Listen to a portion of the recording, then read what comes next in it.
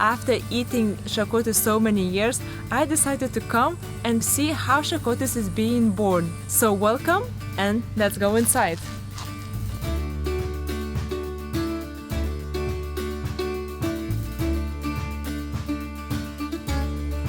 Let's meet our hero bakers of today, Ramute and Elvira, who will demonstrate step by step how to make the dessert I'm talking about today, and the hostess, Vaida.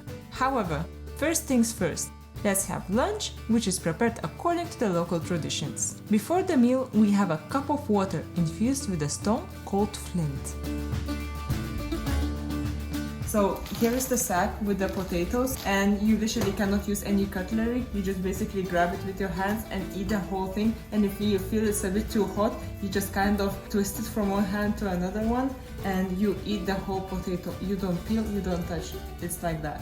We have rice sourdough bread and blended canape seeds. I couldn't guess what jam I was eating.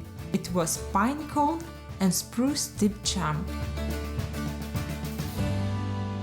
Traditionally, we find curd cheese and another simple dessert called candied carrot and pumpkin chips. And what a table without the tea! We also have some homemade ghee butter and locally produced honey. The rolling pin, which was spread with butter earlier, it's super hot already, and we can start pouring batter on it. So first of all, this lady is putting the first layer of chakotis and let it harden a lot, because that's gonna be a support for the whole chakotis. There's a special metal container underneath the rolling pin where the batter is being scraped down into the bucket and then repeating the same method all over again. So after a while, once it's quite dark, the second part is putting more of the batter and twisting all the time. So in this case, we are forming these spikes, as we say, raguche or little horns, and that's how you get that kind of pine-shaped chakotis. The fireplace itself is built according to authentic sketches.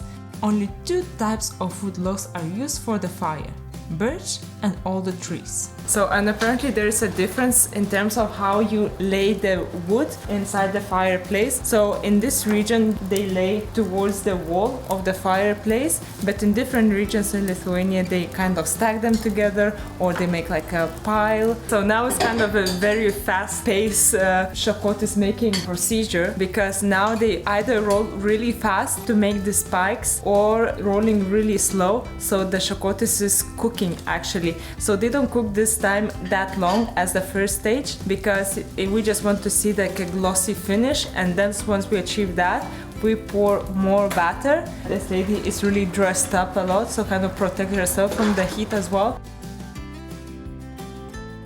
So this is a special device. It used to be an ancient mixer. So you used to put a bucket here and you used to whisk it, all the ingredients together, till you reach silky and shiny texture. Oh my gosh, I don't imagine doing that in my kitchen anymore. It is our turn to sit in front of the fireplace and try baking it. Like my face is already like burning. Reikia papurkšti, nes prie maisto mes Adelė mūsų žaliautė pati gamina. You want this well? Because it's very hot. This is incredible. I'm a sous chef now. This lady is a head chef. The executive chef here. Yeah. Okay, now you need to twist fast. Okay. Now. Now, Faster. action. The lady's looking at us like, what are you doing? We are just trying. Okay. It is not only one or two people needed to be present at all times by the fireplace, but it also goes a lot into the preparation. Mixing the batter, heating the fireplace, and rolling the pin. So these leftovers here in this tray, it's called pakepukai. Pakepukai.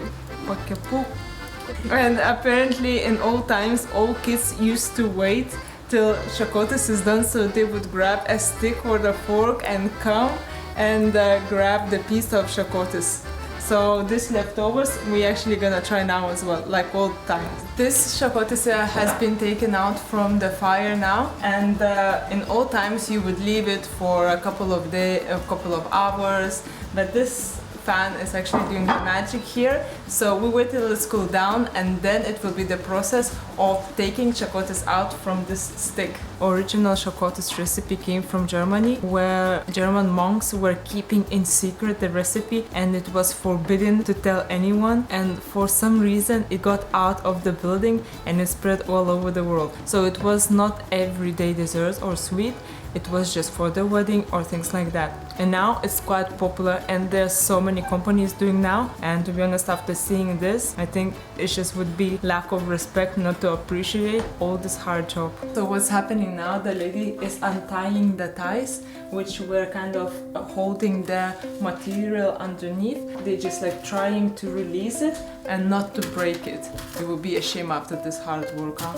When the chakotis is cooled down, we are carefully taking it out from the wooden rolling pin, shaking a few times to detach one from another and laying on the pillow, so we keep it all these spikes we created in place.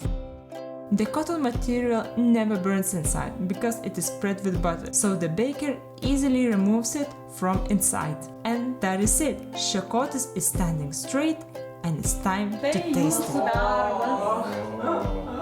They say chakotis tastes better if it's broken in pieces instead of cutting with a knife. This half a meter chakotis is waiting for us to be tasted. So I think I'm not gonna do a long talks because we are craving to try one. I feel truly happy to be here today and seeing all this culinary heritage being passed for other people. I think it's just amazing. And why shouldn't I be happy going home with this massive chakotis? Thank you for watching and see you next week.